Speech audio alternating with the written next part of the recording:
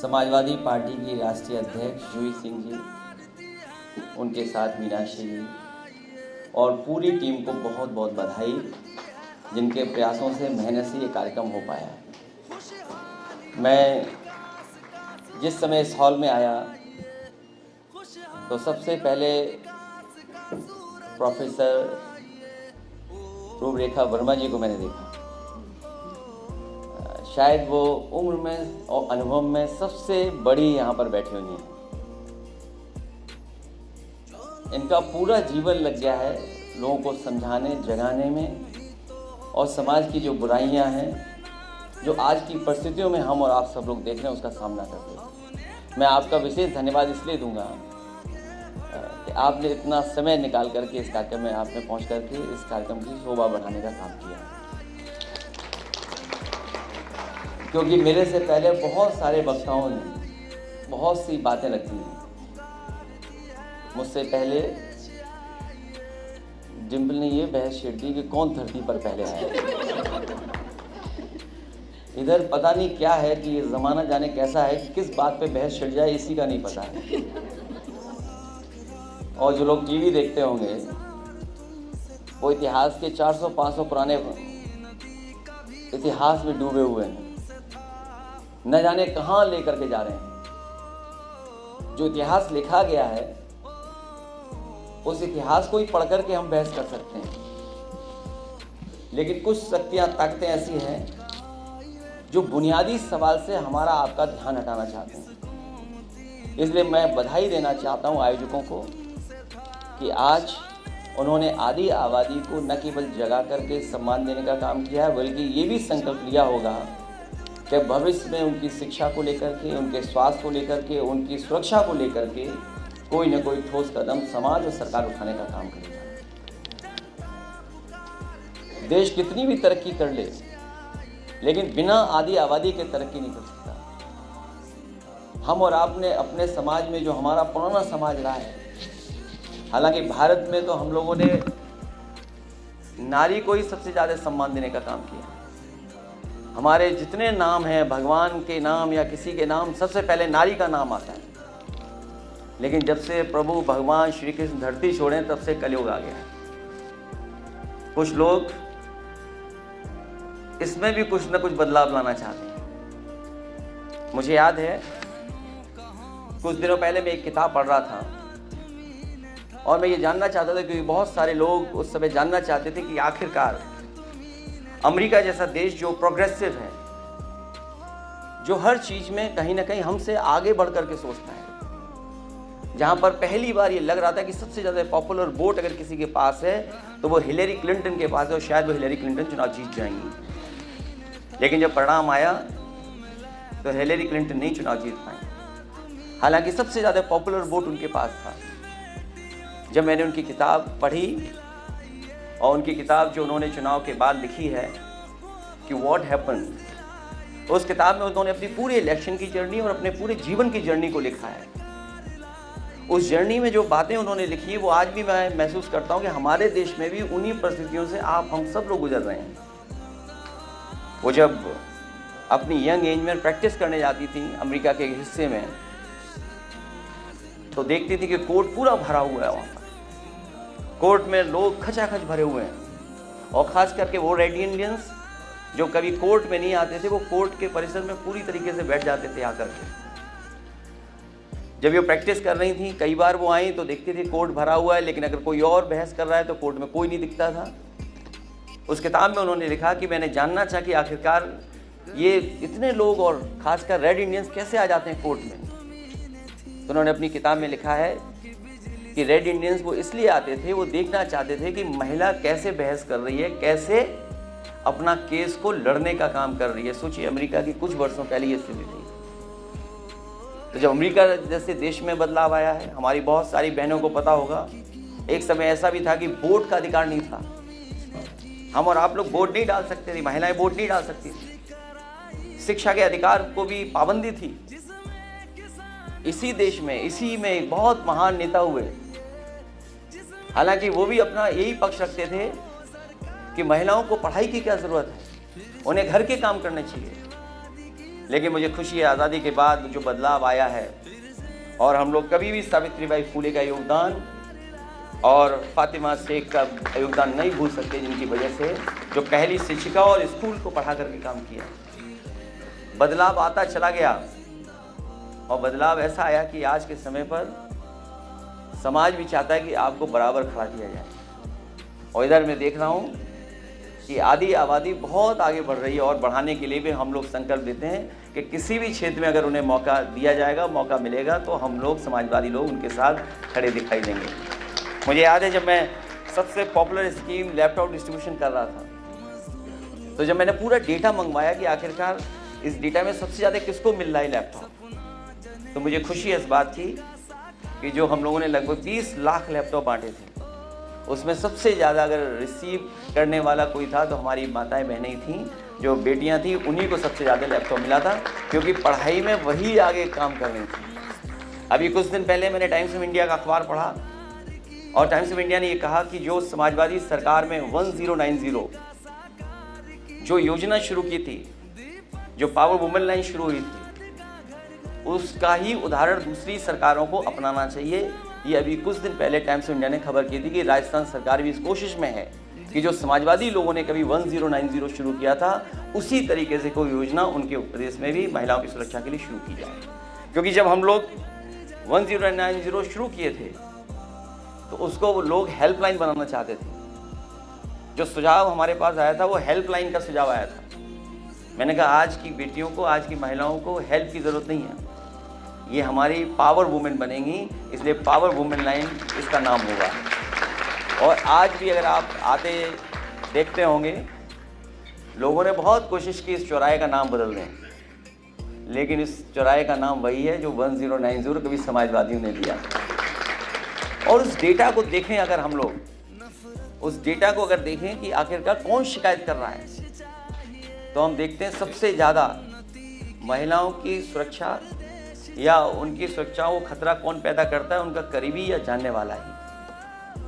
आजकल तो क्योंकि सोशल मीडिया बहुत है, इंटरनेट बहुत है, कनेक्टिविटी बहुत है, रीच बहुत है, तो जो 1090 का डेटा था वो यही बताता था कोई ना कोई जानने वाला है, वही परेशान करता था, कभी मोबाइल से, कभी किसी और माध्यम से। और आज भी जो घटनाएं हम लोग देखते हैं, कुछ घटनाएं तो होती हैं, लेकिन कुछ ना कुछ घटनाएं ऐसी होती हैं जो वाकई में जानने वाला ही कोई ना कोई कर रहा होता है। अभी लखनऊ शहर में ही आपने देखा, एक अयोध्या की नारी महिला जो वाराणसी में गई थी, और वाराणसी में वहाँ इंटरव्यू देकर के लौटी, लखनऊ में एक ऑटो में गई, और उसके बाद उसके साथ घटना घट गई, और ऐसी घटना घटी कि उसका सब कुछ छीन लिया और बाद में उसकी जान भी ले ली गई। हम लोगों ने जब लोकसभा में उठाया सवाल, तो सरकार जागी और सरकार ने क्या फैसला लिया, इनकाउंटर कर दिया। आज जब प्रेस के साथी मुझसे पूछ रहे थे, मैंने कहा कि इनकाउंटर समस्या का समाधान नहीं हो सकता है। पूरी सरकार को और खासकर पुलिस को बहुत काम करना पड़ेगा, तभी जाकर के हम कहीं न कहीं सुरक्षा की भावना पैदा कर सकते हैं। अभी ये घटना खत्म ही नहीं हुई थी। आज आपने जब कार्यक्रम शुरू किया होगा, तभी आपने सोशल मीडिया पे वो तस्वीर बलिया की देखी होगी, एक बेटी को किस तरीके से पेड़ से लटका दिया। और वही नहीं, अगर उत्तर प्रदेश का हम लोग डेटा देखें, मैं अखबार वालों पे भरोसा नहीं करता हूँ, मैं टीवी वालों पे भरोसा नहीं करता हूँ, मैं सरकार का होम डिपार्टमेंट का आंकड़ा का भरोसा करता हूँ। और अगर आंकड़े आप देखोगे तो सबसे ज़्यादा असुरक्षित महिलाएं अगर कहीं हैं तो उत्तर प्रदेश में है, जहाँ सबसे ज़्यादा घटनाएं घट रही हैं। ये छिपा रहे हैं लोग, पता नहीं क्यों छिपा रहे हैं। और अभी तो और लोग कम पकड़े जा रहे हैं, आईएएस पकड़े जा रहे हैं, उन्होंने कुछ कमीशन ले लिया, उसमें पकड़े गए। वो पकड़े नहीं गए हैं, बंटवारे के झगड़े में पकड़े गए हैं। अगर बंटवारा ठीक तरीके से होता तो सरकार में कोई नहीं पकड़ा जाता। जो बंटवारे का झगड़ा था उसी में सब पकड़े गए, और सुनने में आया कुछ ज़्यादा मांग लिया था। जो अमूमन मिलता है उसमें तो सब कुछ चल ही रहा था, लेकिन कुछ ज़्यादा मांग लिया उन्होंने। मुझे खुशी है इस बात की कि हमारी विधायक जीत करके आ गई। और अगर कोई फॉलो कर रहा होगा इनके चुनाव को, तो ये सरकार को पता नहीं क्यों महिलाओं से, नारियों से बहुत चिढ़ है। ये चुनाव नहीं जीतने देना चाहती थी इनको। सबसे पहले तो इनके पति को झूठा फंसाया, सबसे पहले झूठा फंसाया, झूठा मुकदमा लगवाया सरकार ने। उसके बाद समाजवादी पार्टी ने फैसला लिया कि उनकी पत्नी ही चुनाव लड़ेंगी। तो सोचिए पूरी पुलिस लगी थी इनको चुनाव हराने में, और एक जगह ये तो मंदिर चली गई। तो भाजपा ही कुछ ऐसे बदमाश हैं, हालांकि मुझे नहीं कहना चाहिए लाइव टीवी पर, लेकिन टीवी वाले भी जानते वो ऐसे ही हैं। ये मंदिर चली गई तो सोचिए मंदिर को गंगा जल से धो दिया, मंदिर को गंगा जल से धोया। तो मुझे कोई तकलीफ और परेशानी नहीं हुई, मुझे बिल्कुल बुरा नहीं लगा। और बुरा इसलिए नहीं लगा क्योंकि जब मैं भी मंदिर गया था उन्होंने गंगा जल से धोया। उसी दिन मैंने मन बना लिया कि मैं महाकुंभ में स्नान करने जरूर जाऊंगा।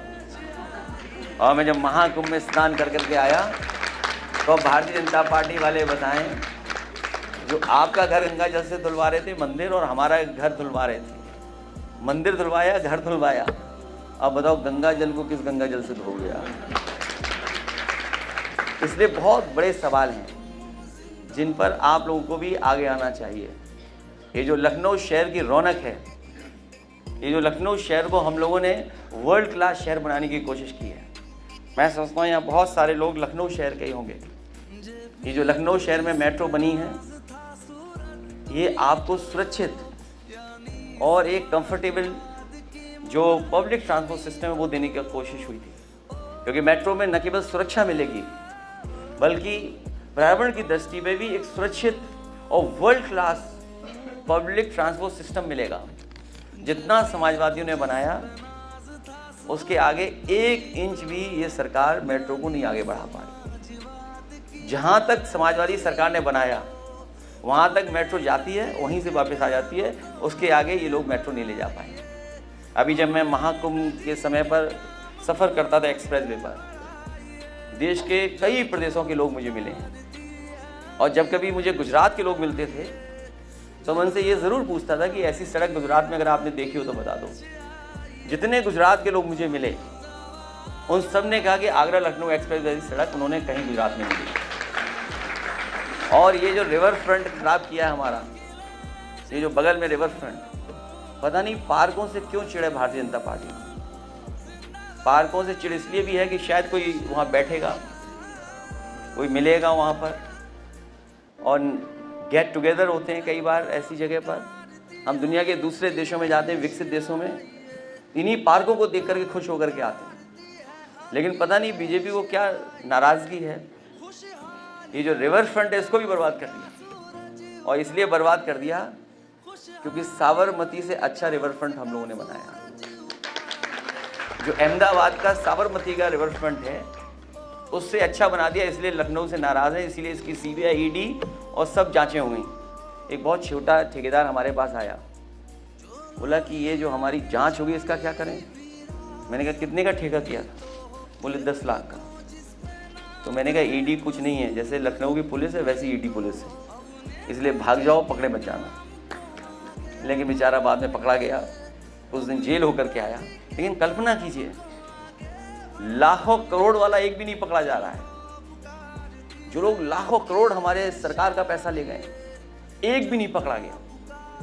लेकिन अगर 10 लाख में कहीं ना समझी कोई कर दी किसी ने तो उसको जेल भेज देंगे। इसलिए बड़े सवाल भी हैं। मुझे उम्मीद है जहां आप अपने सवालों को लेकर के आगे बढ़ना चाहते हैं, और हमारे पास एक उदाहरण नहीं, भारत का इतिहास उठा करके देखेंगे तो बहुत बड़ा इतिहास है हमारा, जहां पर महिलाओं ने बहादुरी, साहस और सबको निशावर कर करके उन्होंने न केवल समाज और देश को और इस समाज को नई दिशा देने का काम किया। जब रानी लक्ष्मीबाई जी को अधिकार नहीं मिल रहा था, उन्होंने रास्ता अपना लिया संघर्ष का और अंग्रेज़ों के छक्के छुड़ा दिए। इसी तरह बेगम हजरत महल, उन्होंने एक लंबी लड़ाई लड़ी अंग्रेज़ों से, वो अंग्रेज़ों से नहीं झुकी।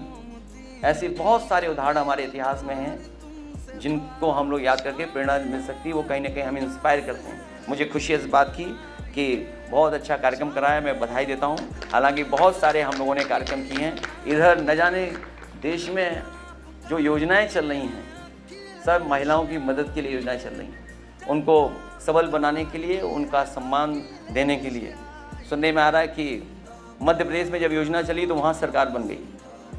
महाराष्ट्र में इसी तरह महिलाओं का सम्मान हुआ तो वहाँ सरकार बन गई। ये जितने भी महिलाओं के कार्यक्रम हो रहे हो, जो मदद के कार्यक्रम हुए हैं, अगर सबसे पहले किसी ने शुरू किया था तो समाजवादी पार्टी ने। और मुझे याद है कि उस समय बॉम्बे की बहुत बड़ी एक्टर, उन्होंने ही उस कार्यक्रम की ऐड किया था। और समाजवादी पेंशन हम लोग 50 लाख महिलाओं को दे रहे थे। इस बार हम लोगों ने तय किया है कि आने वाले समय में हमारी गरीब परिवार की महिलाएं हैं, उनको अगर हमें बढ़ चढ़ कर के देश में भी सबसे ज़्यादा मदद करनी पड़ेगी तो हम समाजवादी पार्टी के लोग इसलिए करेंगे क्योंकि उत्तर प्रदेश के बजट में कमी नहीं है, कोई कमी नहीं है बजट में। इसलिए हम लोग उनके सम्मान में, उनको सशक्त बनाने के लिए, उनको समृद्ध बनाने के लिए हम लोग योजना लेकर के आएंगे। जैसे लैपटॉप दिया था, बहुत सारी बेटियां पढ़ के लिख करके बहुत ऊंचाइयों पर पहुंची हैं। हज़ारों कहानियां हैं जो लैपटॉप से न जाने कितनी पढ़ाई की है। और जो लैपटॉप हम लोगों ने दिया था वो आज भी चल रहा है, कई बेटियां वो आज भी चला रही हैं। इसलिए मुझे उम्मीद है कि हम लोग इन फैसलों को लेकर के आपका सम्मान बढ़ाने का काम करेंगे। मैं एक बार फिर आप सबको बधाई देता हूँ, बहुत बहुत धन्यवाद देता हूँ। इस उम्मीद, इस भरोसे के साथ कि आदि आबादी की लड़ाई हम लोग हमेशा लड़ते रहेंगे। बहुत बहुत धन्यवाद।